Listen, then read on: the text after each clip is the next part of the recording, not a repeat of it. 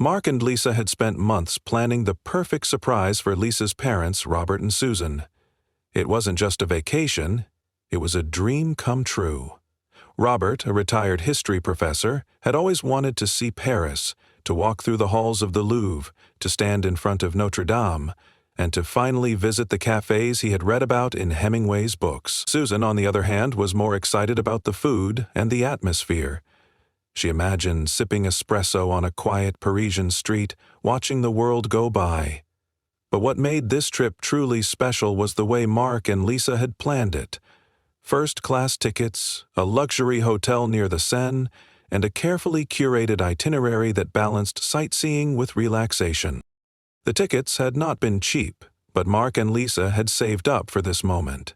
They wanted Robert and Susan to experience something extraordinary, something they never would have splurged on themselves. The look on their faces when they received the tickets was worth every penny. Susan had gasped, covering her mouth in disbelief, while Robert had adjusted his glasses and reread the confirmation email twice, just to be sure it was real. They were ecstatic, and over the following weeks they talked about nothing else. They packed their bags carefully, double-checked their documents, and even bought new outfits for the trip. Everything was set.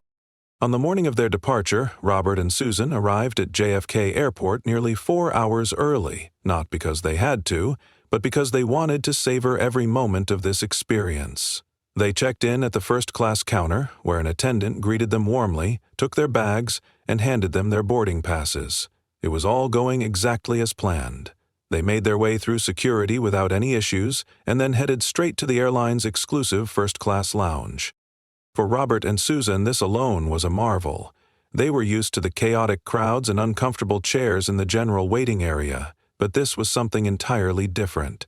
The lounge was quiet, elegant, and filled with plush seating, gourmet food, and an open bar.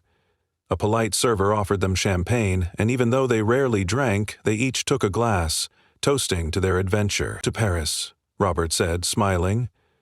"To Paris," Susan echoed, her eyes sparkling with excitement. As their departure time approached, they made their way to the gate, walking a little slower than usual, savoring every moment. When they arrived, a digital sign confirmed their flight details. Paris, Flight 827. On time. They joined the priority boarding line, waiting patiently as airline staff called for passengers to begin boarding. Then, something unexpected happened.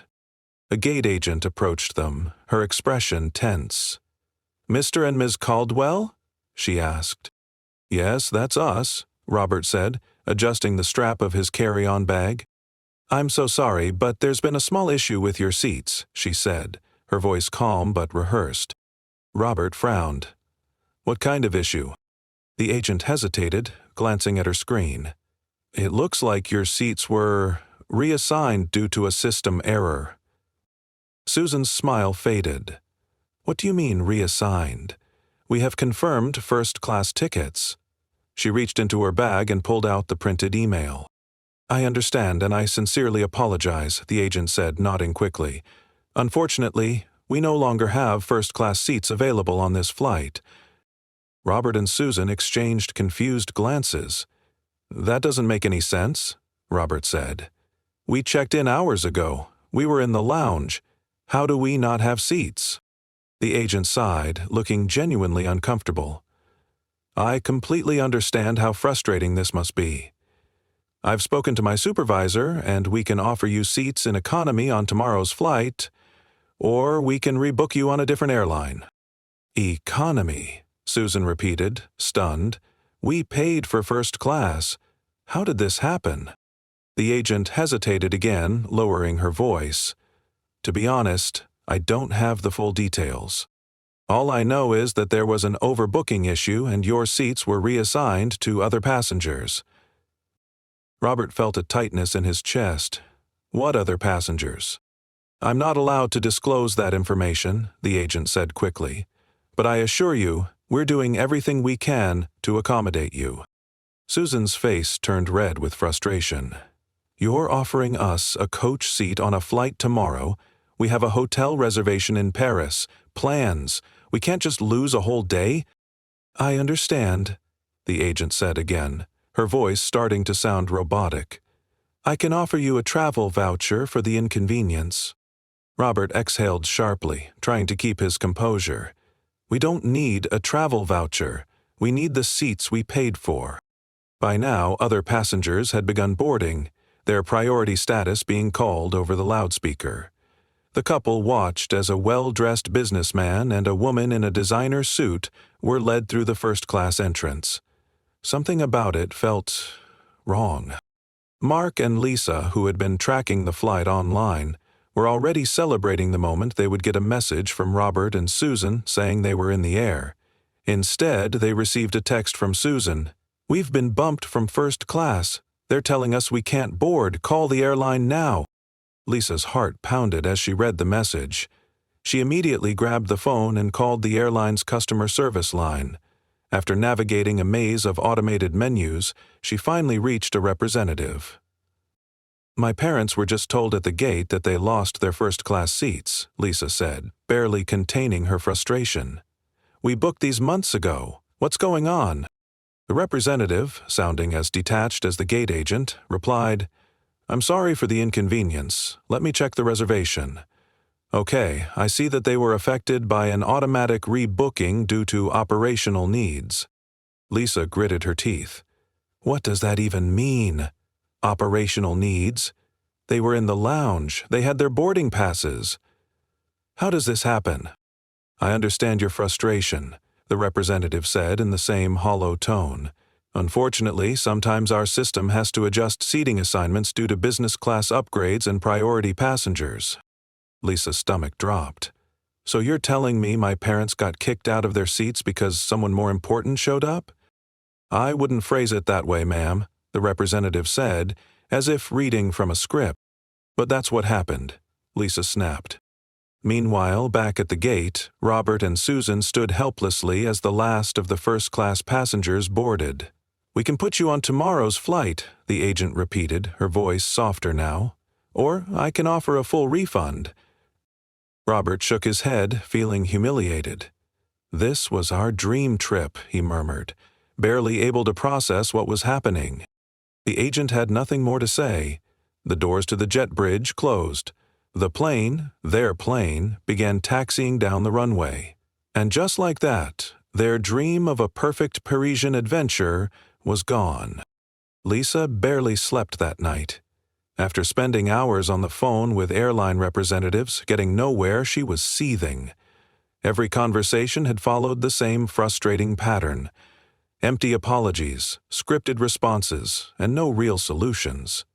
The airline offered a refund or a coach seat on a different flight, but no explanation as to why Robert and Susan, two elderly passengers with confirmed first-class tickets, had been left behind while others boarded in their place. Mark, trying to be the level-headed one, suggested that maybe it was just a mistake. Maybe it really was a system error, he said, though even he didn't believe it. Let's just get them on the next flight and figure things out later. But Lisa wasn't having it. A system error doesn't just conveniently assign their seats to other passengers, she snapped. This wasn't random. Someone made a decision and I want to know who. Determined to get answers, Lisa decided to take the issue public. Early the next morning, she crafted a detailed post on social media, outlining everything that had happened, how her elderly parents had been denied the seats they paid for, how they were given no explanation, and how the airline had failed to offer them any meaningful compensation.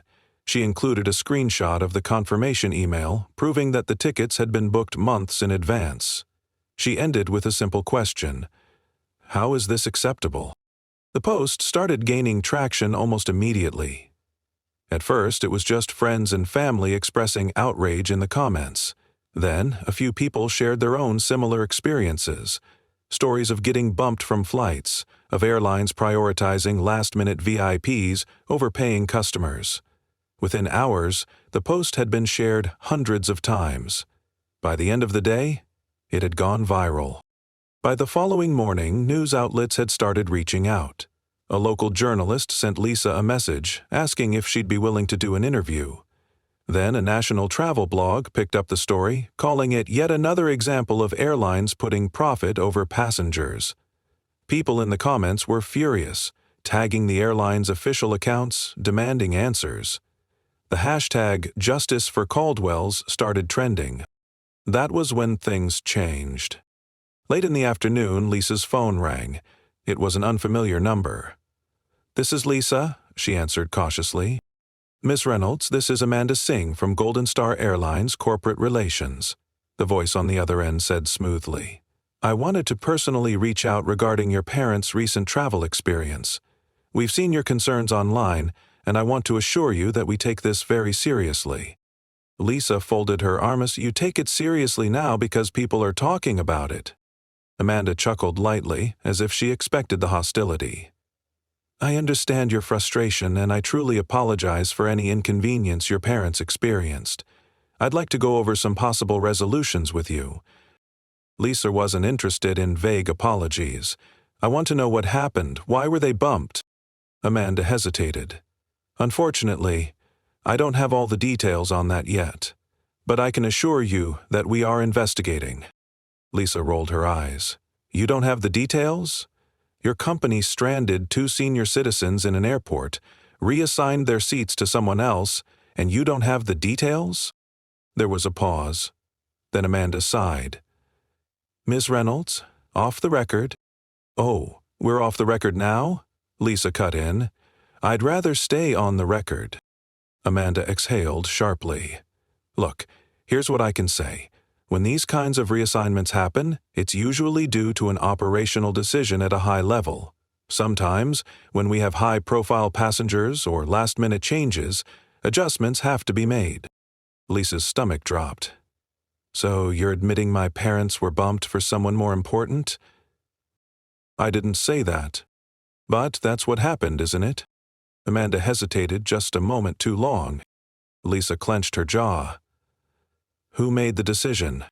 "That's not information I can share." Lisa was fuming now. "You don't want to share it, but I'm going to find out." Amanda quickly pivoted. "Ms. Reynolds, we'd like to offer your parents full reimbursement for their tickets, plus an additional $1,000 in travel credit as an apology. We can also rebook them in first class on any future flight of their choosing." Lisa laughed bitterly. "That's cute. So now that this is getting bad press, you suddenly can put them back in first class?" "Miss Reynolds." Lisa wasn't interested in hearing more. "We'll consider our options," and she hung up. She turned to Mark, who had been listening to her side of the conversation. "They bumped them for someone important. They won't say who." Mark sighed. "So what do we do?" Lisa opened her laptop. "We go deeper." That night, she started digging. She searched for any news about last-minute VIPs on their parents' flight. She cross-referenced business executives and politicians who had been in New York that weekend. Finally, she reached out to a few people in a travel watchdog group she found on Twitter. It didn't take long for the truth to emerge. The next morning, Lisa received a direct message from someone claiming to be a former Golden Star Airlines employee. The message was simple: "Check the flight manifest. You'll find your answer." Lisa knew she couldn't access that information herself, but a journalist who had picked up the story could.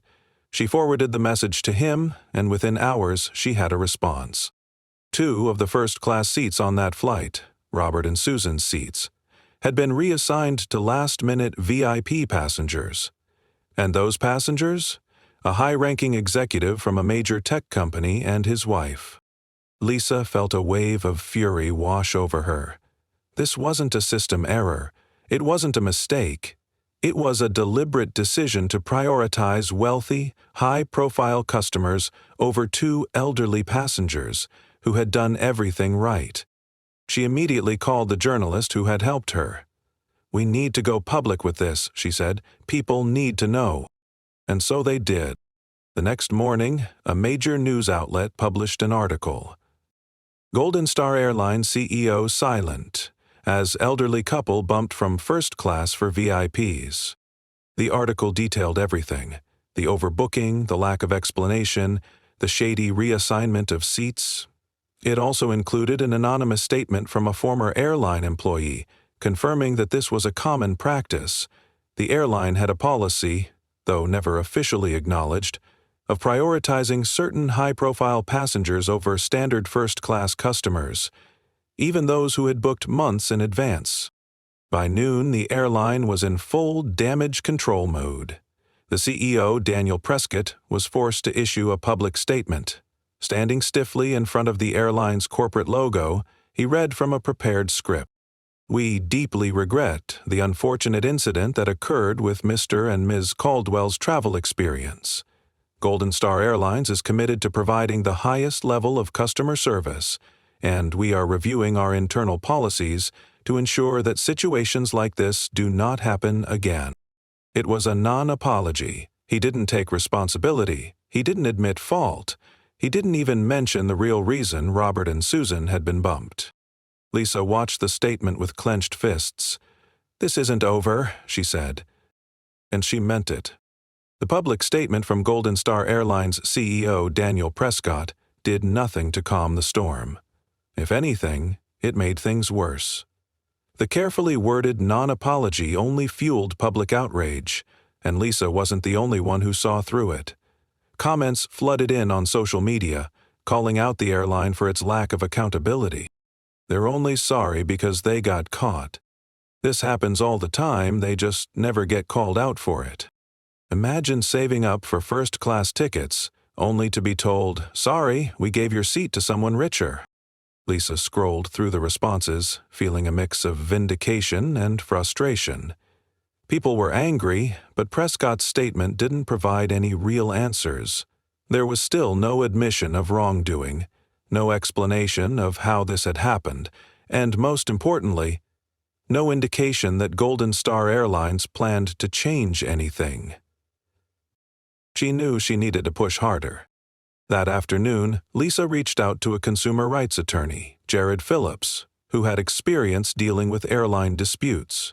She laid out everything that had happened, including the flight manifest showing that her parents' seats had been given to a high-ranking tech executive and his wife.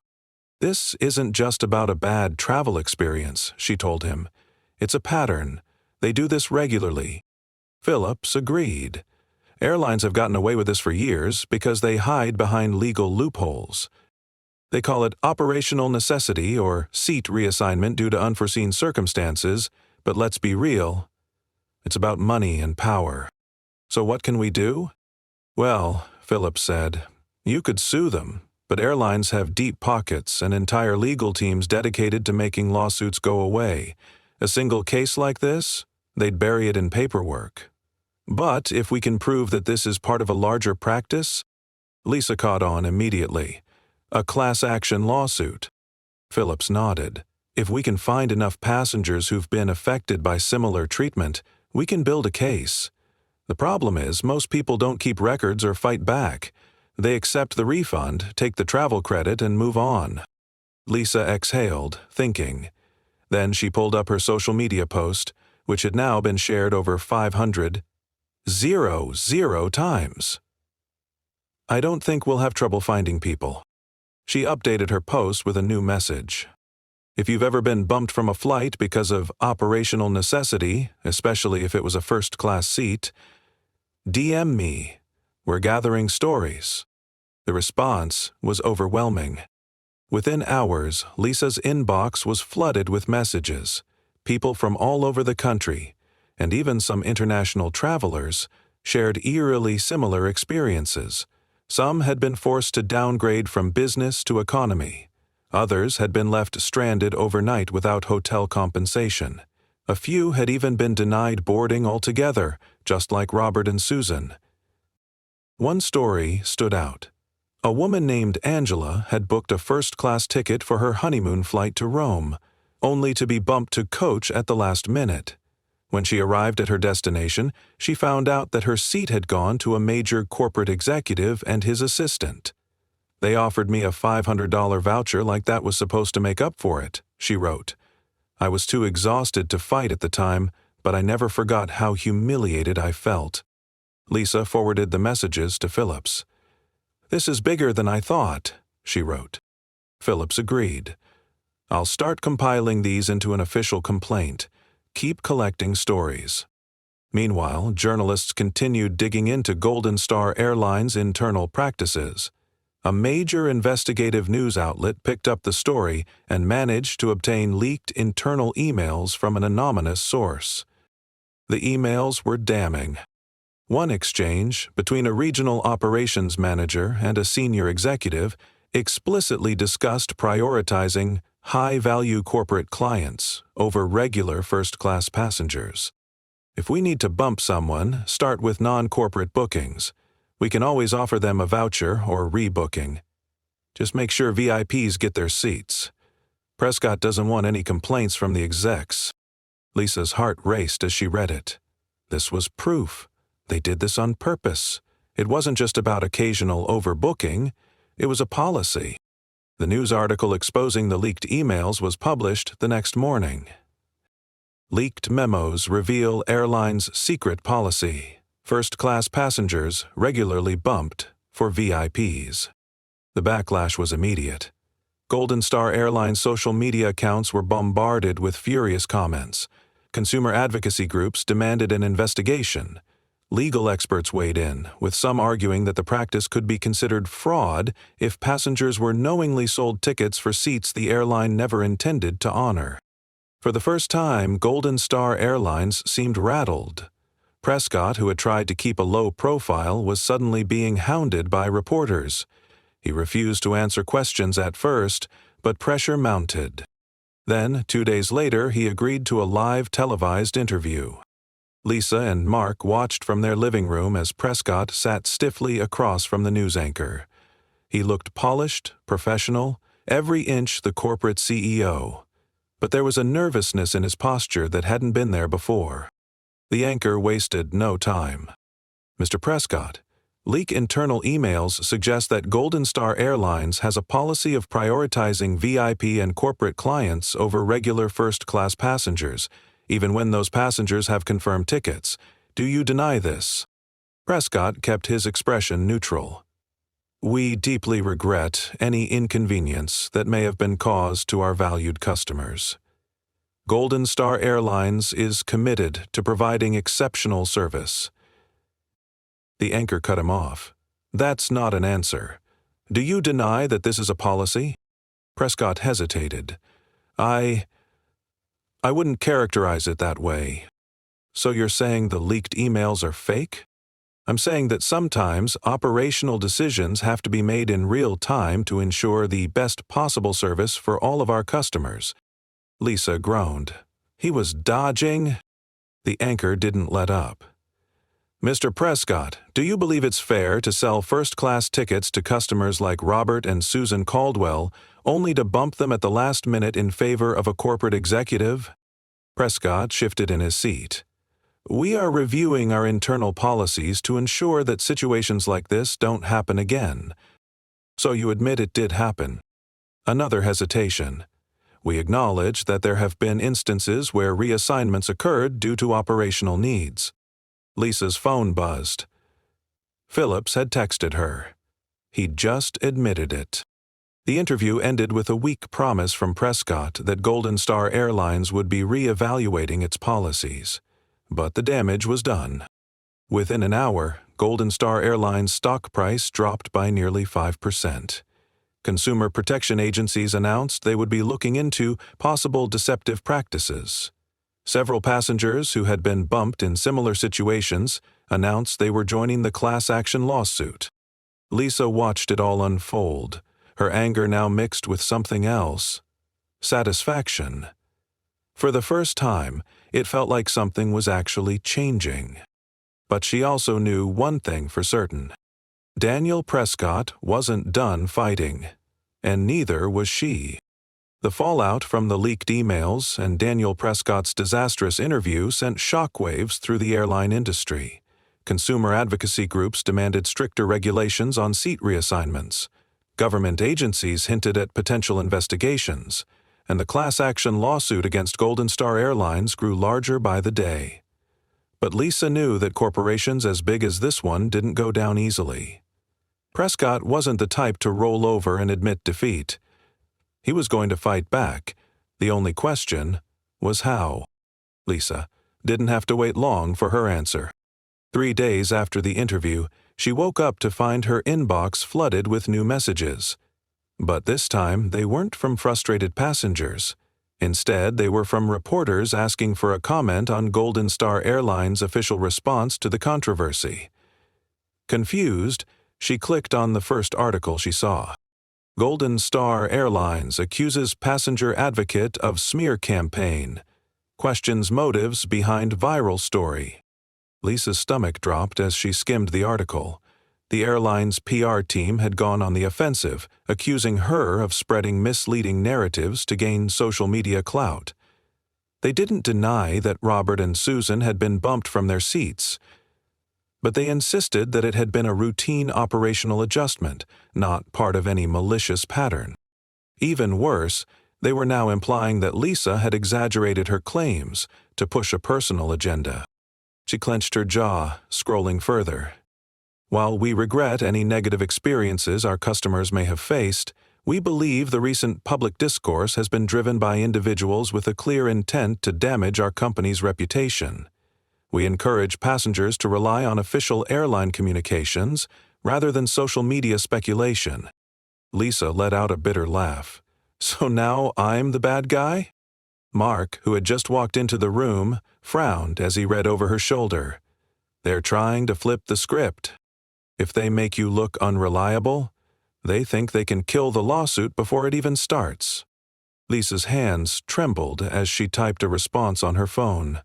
I have emails. I have receipts. This isn't speculation. It's evidence. Golden Star Airlines is lying, and they know it. She hit send. The response was swift. If the airline had hoped to discredit her, they had miscalculated.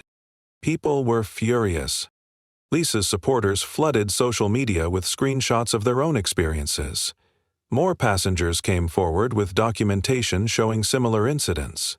A well-known investigative journalist even released a timeline of suspicious seat reassignments that suggested this practice had been happening for years. And then the bombshell dropped. A former Golden Star Airlines employee, someone who had worked in corporate operations, broke their silence. In a scathing public statement, they confirmed what Lisa had suspected all along. Yes, the company prioritizes certain passengers over others.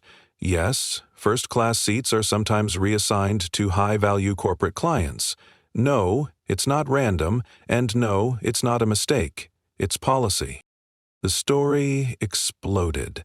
News outlets started calling it Seatgate, a scandal that went beyond just Robert and Susan's experience. Golden Star Airlines stock took another hit.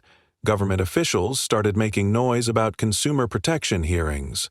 Suddenly, the lawsuit wasn't just a possibility, it was inevitable. Lisa watched it all unfold with a mix of satisfaction and exhaustion. She had spent weeks fighting for the truth, and now it was finally out in the open. But she also knew this wasn't over yet. Then something unexpected happened. One evening, as Lisa and Mark were reviewing the latest legal updates, she received an email from a blocked sender. The subject line was simple. "We need to talk." Lisa hesitated before opening it. "Lisa, I know you probably don't want to hear from me, but I don't have a choice. This is bigger than you think. You've made powerful people very angry, and they will do whatever it takes to make this go away. Be careful. If you want to know the full story, meet me tomorrow. I'll send you the details." No name, no signature. But Lisa had a strong suspicion who it was. Daniel Prescott. Lisa stared at the screen, her heart pounding. Was this a trap? A desperate attempt at damage control? Or was there something she was missing? Mark read over her shoulder. "You can't seriously be thinking of meeting him." Lisa exhaled. "I don't know. But if there's more to this story, I need to find out." The next day, she received another email with a time and location. It wasn't a corporate office or a fancy restaurant. Prescott wanted to meet at a small, private lounge at an airport, one that wasn't part of Golden Star Airlines' network. Lisa arrived early, scanning the nearly empty room. And then he walked in. Daniel Prescott looked exhausted. His usual polished appearance was gone. His suit was slightly wrinkled, his tie loosened. He glanced around before sitting across from her. "I shouldn't be here," he said quietly. Lisa folded her arms. "Then why are you?" He sighed, rubbing his temples. "Because this is getting out of control." Lisa raised an eyebrow. "Now it's out of control? You mean after years of your airline scamming passengers?" Prescott flinched but didn't argue. "Look, I know you hate me, and I don't blame you. But you need to understand something. I wasn't the one who put this policy in place." Lisa narrowed her eyes. "Then who did?" Prescott exhaled. "The board, the investors, the people who actually run this company." Lisa frowned. "You're the CEO, and that makes me a public figure, a scapegoat when things go wrong." Lisa didn't know whether to believe him, but before she could respond, he leaned in. "There's a reason I wanted to meet you here, away from everything. I have documents, internal reports, things that, if they got out, would destroy Golden Star Airlines." Lisa's breath caught. "Why are you telling me this?" "Because I'm being pushed out. They're blaming everything on me. The board is already looking for my replacement, and once I'm gone, they'll act like this was all my fault and promise to fix things. But nothing will change." Lisa's mind raced. "So what do you want?" Prescott leaned back, looking defeated. "If I go down, I want to take them with me." "You want real accountability? I'll give you everything you need to end this practice once and for all." Lisa studied him carefully. Could she trust him? Probably not. But if what he was saying was true, this wasn't just about Robert and Susan anymore. It was about an entire industry built on deception. She took a deep breath. "Send me the documents." Prescott hesitated for a moment, then nodded. "I'll send them tonight." That night, Lisa received a secure file transfer. Inside were hundreds of internal communications, memos detailing how high-pay corporate clients were given priority, spreadsheets tracking which customers had been bumped, even emails discussing how to handle PR crises when passengers complained too much. This wasn't just evidence. It was a smoking gun. The next morning, Lisa forwarded everything to her legal team. Within 48 hours, a major news outlet broke the story. Leaked documents reveal Airline's systematic fraud against passengers. The backlash was immediate and unstoppable. The lawsuit against Golden Star Airlines expanded. The company's board of directors announced an emergency meeting. Investors fled, and within weeks, Daniel Prescott resigned. Though Lisa knew the truth, he hadn't resigned. He'd been forced out. Months later, new consumer protection laws were introduced, making it illegal for airlines to bump passengers who had fully paid for premium seats without clear, justifiable reasons. The lawsuit ended in a multi-million-dollar settlement. And Robert and Susan? They finally got their first-class trip, this time with an airline that actually honored their tickets. Lisa sat back, watching it all unfold. It hadn't been easy. She had gone up against an industry giant, faced personal attacks, and nearly lost hope more than once. But in the end, she won.